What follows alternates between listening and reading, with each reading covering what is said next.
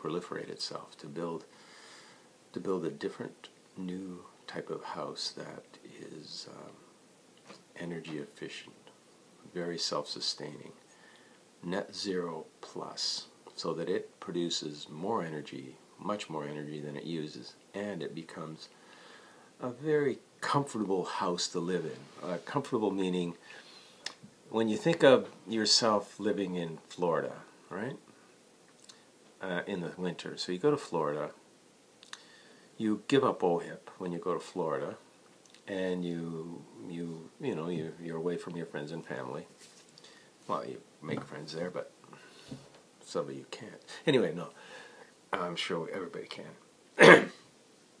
So in this house, any sunny day, even if it's a little overcast and sunny, partially sunny, it will be warm enough for you to sit out in the greenhouse area of this house in your shirt sleeves while it is heating your house. You can garden, you can have a hot tub out there, a lane pool, whatever you want. You know, it can be built, this house can be built 1,000 square feet, it can be built 10,000 square feet, whatever you like. And it will, regardless, unless you compromise it, it will be very, very energy efficient. As energy efficient as you can get with today's technologies. And because of the way that it works, you will have at least more than 10 times the amount of fresh outside air, which is of course the best air. Inside air actually is probably worse than sitting in the parkway in rush hour with with cars all around you, because of the the materials that are used in cabinets mainly, and carpeting, and the building materials that are used. So my house will not have any of that. It will, the concrete, the floors will be finished concrete. The walls will be dyed, stained, and finished concrete. It'll be very interesting. There'll be no drywall. All the walls, separating walls, will be ram earth or concrete or low-grade concrete that will have a mass, but will retain heat, but will have a texture and a tooth that is different from a conventional house. More like adobe, but not exactly.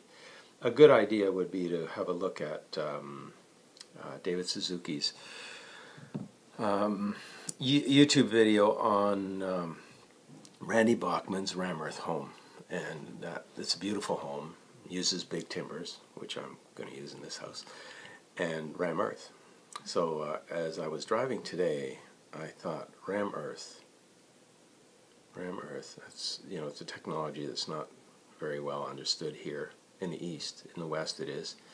But I just heard a friend of mine had a business in the West that was doing Ram Earth, and he sold all his equipment because he couldn't get it going, couldn't sell it. So as I was driving along, I think, why not low-grade concrete? So meaning not that it's substandard, but right now our concrete, the amount of cement we mix into the mix of gravel, the strength of that cement is determined by the amount of concrete that goes into it, by the amount of cement that goes into it to make the concrete.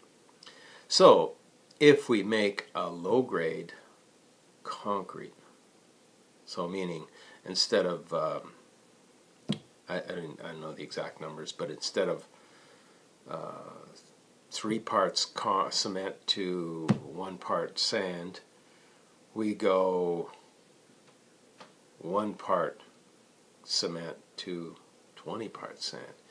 And this concrete still becomes concrete, but its compressive strength is not as high. So it's a lower grade of concrete. But because instead of 8 inches of it, we more than make up for that, because now it's going to be 16 inches. It's going to be twice as wide. And as long as the platform on top is spread out over that whole space, it's going to be probably stronger. And it's going to hold heat. So it's a heat mass, meaning when I was a little kid, my mother used to take a brick and put it in the oven, with the wood stove, and she would heat it up and then wrap it in a towel and put it in the bottom of my bed. and that would make our bed warm, and we'd go to bed and our feet would be toasty and we'd be warm. In the morning there'd be frost all around my face, but my feet would still be warm because of this brick. So that's basically, that's thermal mass. That block of concrete or brick or clay holds heat and it disperses it slowly. So the whole house becomes a block of concrete. And you think about dampness. Dampness won't occur because this whole house is wrapped in an envelope below and above of insulation. Heavy, heavy, thick insulation. Impervious insulation. And then waterproofed on the outside. So it's going to be dry. It's going to be warm. It's going to have a constant temperature. So just to give you another little idea of a constant temperature in a house, in a conventional wood frame house with drywall walls, when you open that door, the cold air comes in, it replaces the warm air, and there's really nothing in that house that holds the heat. Excuse me, that holds the heat. So it's replaced by cold air. Now when your furnace comes on, it blows the warm air back in and it's reheated. Where in a concrete house, all the concrete is warm at, let's say, 70 degrees Fahrenheit. And you open that door and the cold air comes in, and you close the door and the 70 degrees of the concrete is still there. The floor is still warm, everything's still warm. It's going to take a lot more to cool that area. So it has a constant temperature. Anyway, that's it for today, and hope this works out. I'm going to have fun building my new home.